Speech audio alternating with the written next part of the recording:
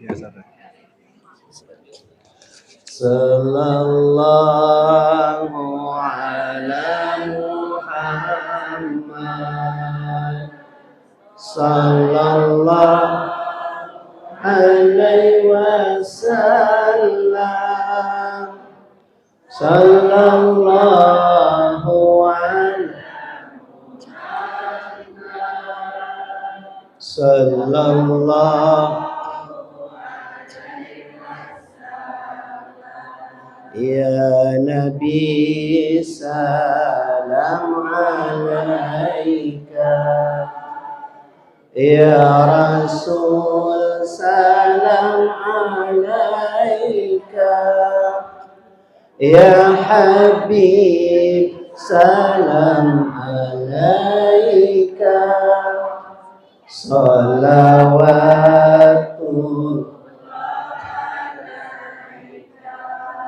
sallallahu ala Muhammad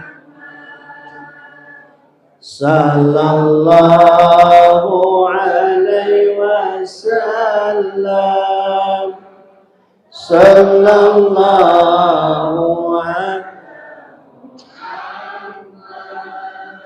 sallallahu asyraqal badru alaina fahtafat minhul budur misla husnik ma ra'ayna qattu ya wajhas sururi sallallahu alaihi wasallam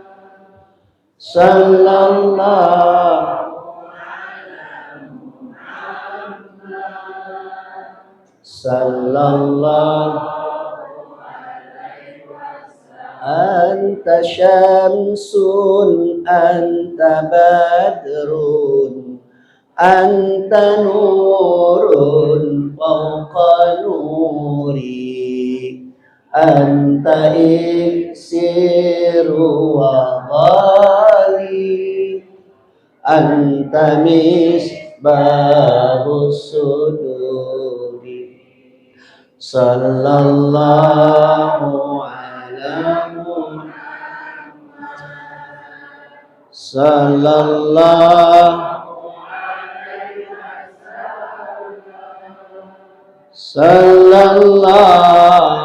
ala sallallahu Bismillahirrahmanirrahim. Assalamualaikum warahmatullahi wabarakatuh.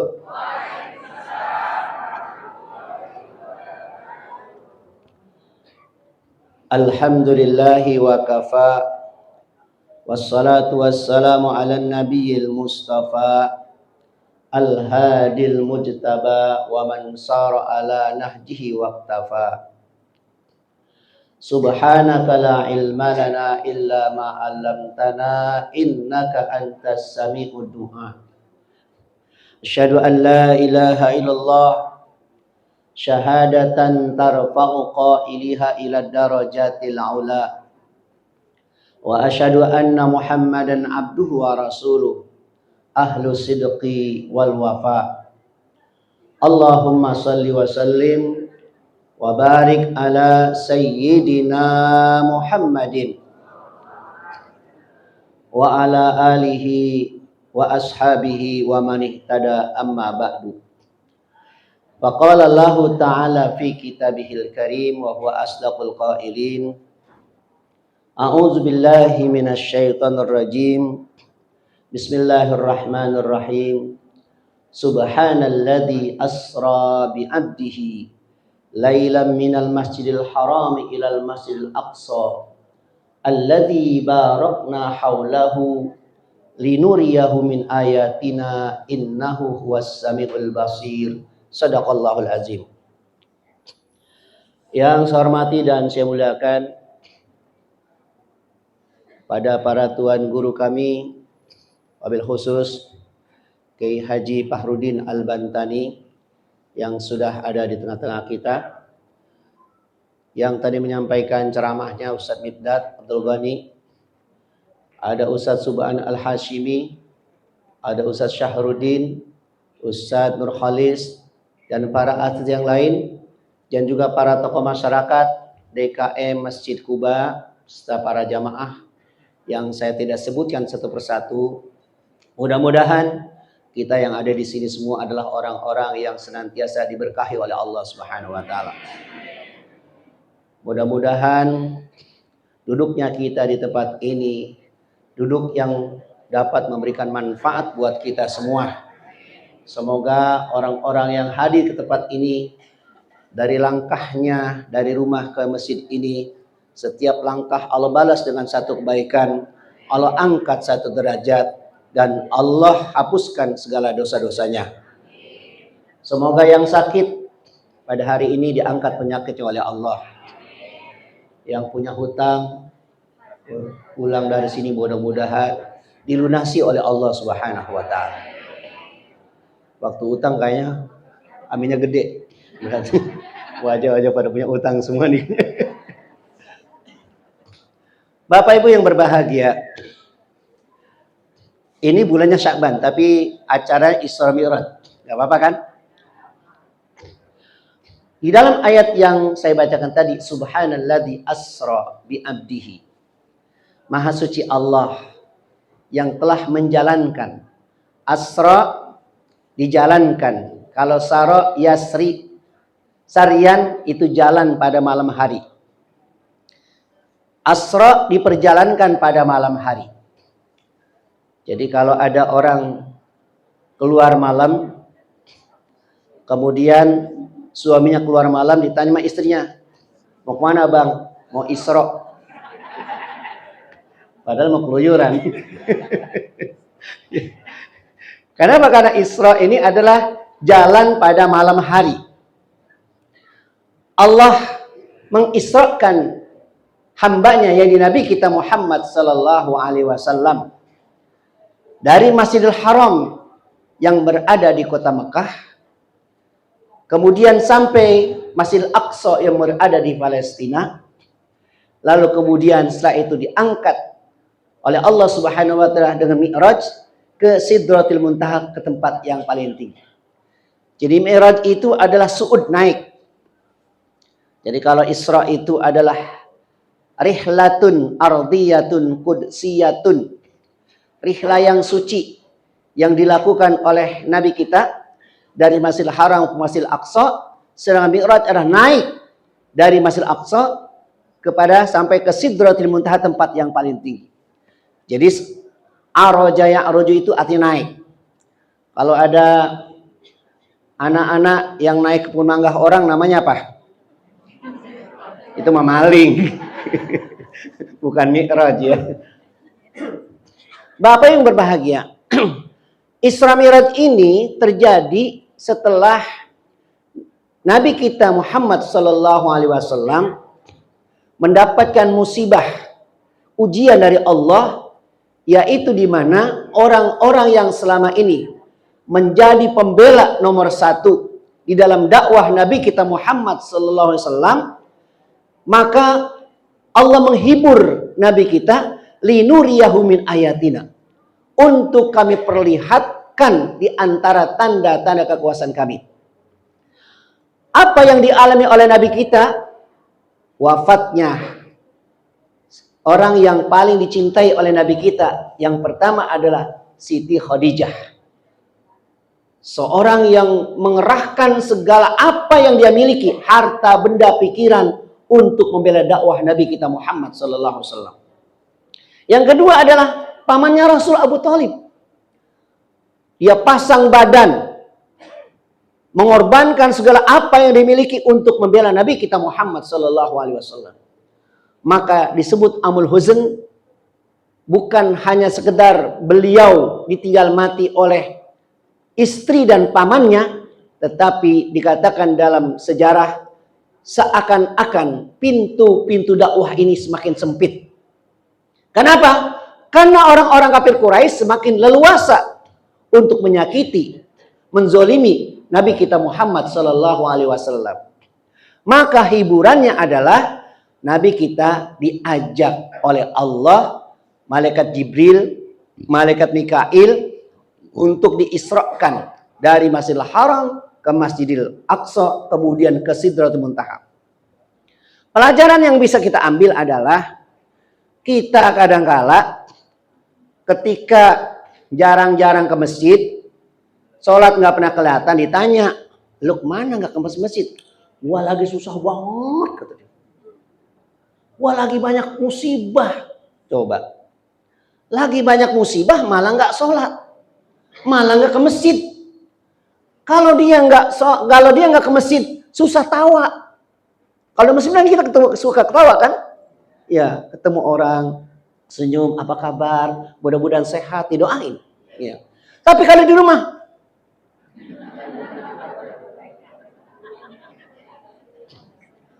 bini marah-marah mulu, anak juga sama, nggak bisa diatur.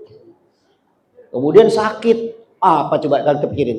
Tapi begitu kita ke masjid, begitu kita sholat, maka segala beban-beban itu menjadi ringan. Inilah yang diajarkan oleh Nabi kepada kita ketika Rasulullah SAW menghadapi ujian yang begitu berat. Allah Subhanahu wa Ta'ala mengisra dan mi'rajkan Nabi kita, yang intinya perjalanan itu adalah menerima perintah sholat yang pada awalnya 50 kali sehari semalam, lalu berkurang tinggal 5. Walaupun 5 pahalanya sama seperti kita melaksanakan 50 kali sholat. Kenapa? Karena 1 kali sholat pahalanya sama dengan 10 kali sholat. 5 kali maka menjadi 50. Ya, tinggal 5 aja banyak yang pada kagak sholat. Ini bahaya. Kenapa? Karena sholat ini mencerminkan amalan yang paling mulia. Karena beda dengan amal-amal ibadah yang lain. Haji turun ayat, Jibril menyampaikan kepada Nabi kita. Puasa turun ayat, Jibril menyampaikan kepada Nabi kita. Zakat turun ayat, kemudian Jibril menyampaikan kepada Nabi kita. Tapi kalau sholat dijemput langsung oleh Nabi kita Muhammad Sallallahu Alaihi Wasallam. Makanya tegas, al-ahdul ladzi bainana wa bainahum as-shalah. Perbedaan kita antara kita dan orang kafir adalah sholat. Ada syarat-syarat wajib, tapi kita jangan terlalu banyak suudzon sama orang. Karena syarat-syarat wajib sholat itu, pertama, dia orang muslim. Yang kedua, baligh. Ketiga, berakal. Ya kan? Kemudian, apa lagi? Muslim, baligh, dan berakal. Jadi kalau ada orang yang belum sholat, enggak sholat, mungkin dia emang belum baligh. Lah orang udah gede banget sih, udah punya cucu. Oh mungkin dia bukan orang Islam. Mungkin dia bukan orang Islam. Ya, udah dia Muslim kok. Wah istrinya aja berjilbab. Ya, cuman dia aja tuh main gaplek mulu. Ya, di kantor di pos ronda. Main kartu mulu, tapi nggak sholat. Ah, mungkin dia gila. Karena kalau misalnya dia muslim, balik berakal, dia pasti sholat harusnya. Karena ini syurut wujud. Nah, jangan sampai juga bapaknya rajin ke masjid, ibunya rajin ke masjid, anaknya pendalungan. Anaknya nggak benar, nggak pada ke masjid. Nggak boleh juga. Kenapa? Jangan sampai kebaikan itu hanya ada pada bapak dan ibunya saja. Bagaimana kebaikan yang dimiliki oleh bapak ibunya itu ditularkan kepada anak-anaknya. Allah menggambarkan, A'udzubillahi minasyaitonirrajim. Fa khalafa min ba'dihim adha'us shalah wattaba'us syahawat fasawfa yalqawna ghayya. Akan datang nanti sebuah generasi, kata Allah dalam Al-Quran surat Maryam, akan datang nanti sebuah generasi, ya, Di mana mereka ada sholat, menyia-nyiakan sholat. Apa ini masuk menyia-nyiakan sholat? Zuhurnya udah mau asar. Asarnya udah mau maghrib. Maghribnya udah mau isya. Isyanya udah mau subuh. Subuhnya jam 7. Itu namanya ada sholat. Bukan meninggalkan, tapi menyia-nyiakan sholat. Wattabau syahwat. Kerjanya apa? Ngikutin selera dia, hawa nafsu dia. Mabok, ya. Zina, judi.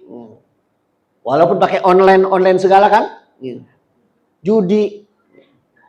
Akhirnya apa? Fasaufa yalqauna ghayya. Kata Allah, nanti dia akan berjumpa. Ya.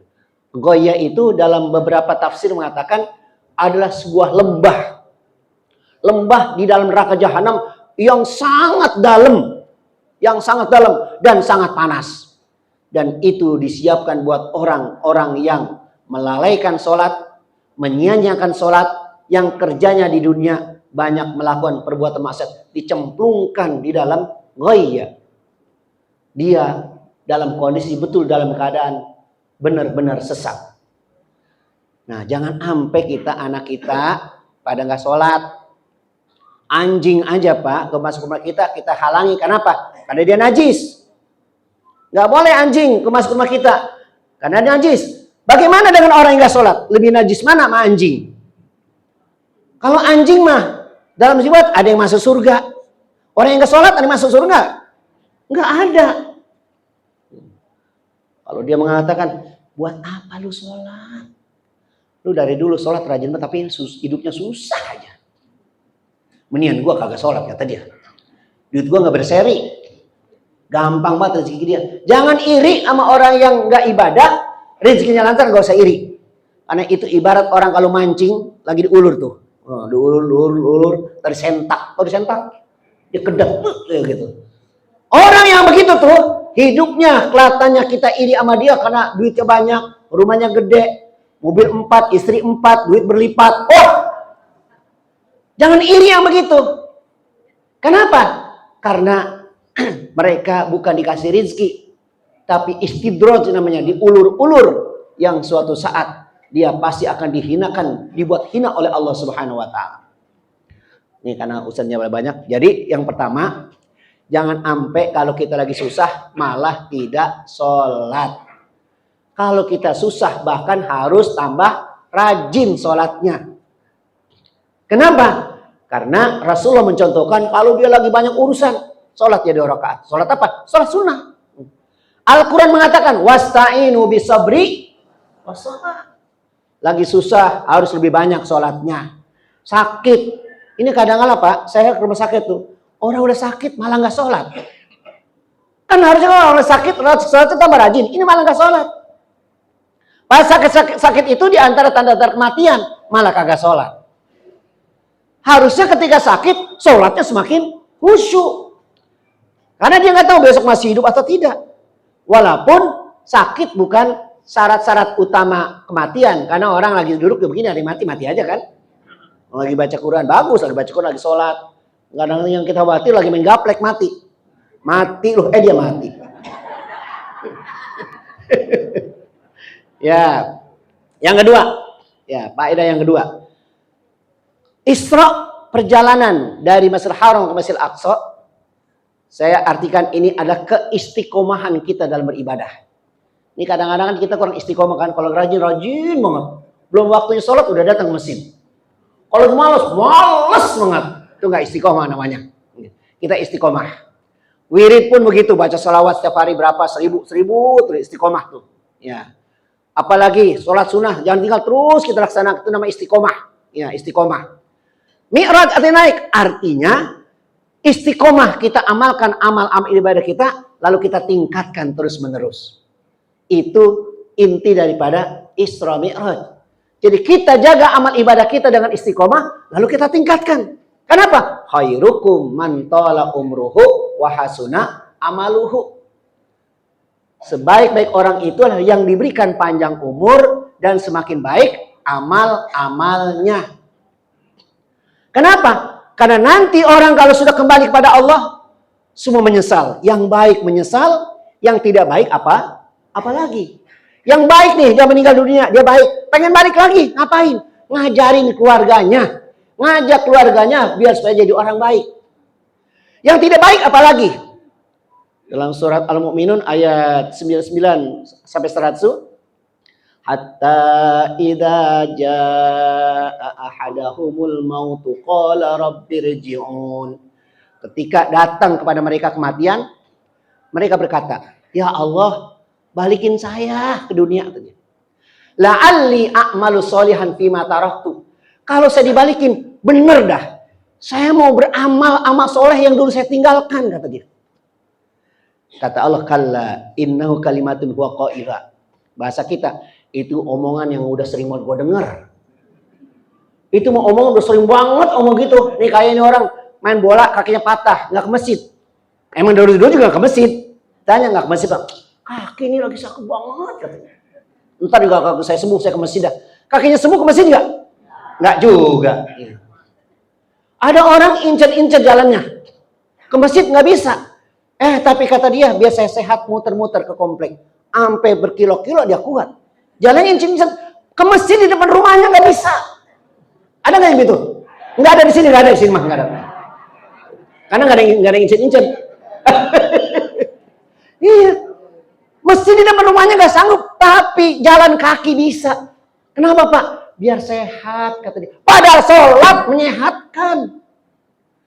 Kalau kita rajin sholat, berdoa, ya Allah ya Tuhanku, sehatkan badan saya, Allah. Sehat. Ya.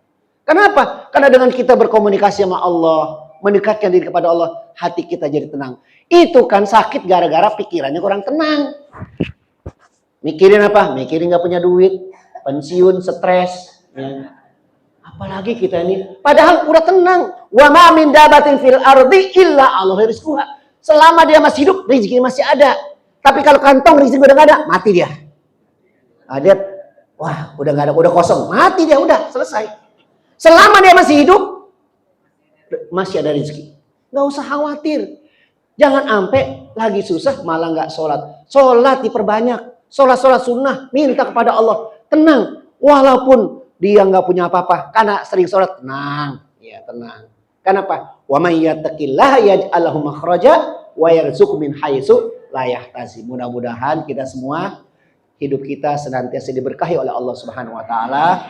Allah jadikan kita orang-orang yang istiqomah. Allah jadikan anak dan keluarga kita semua min ahlil khair.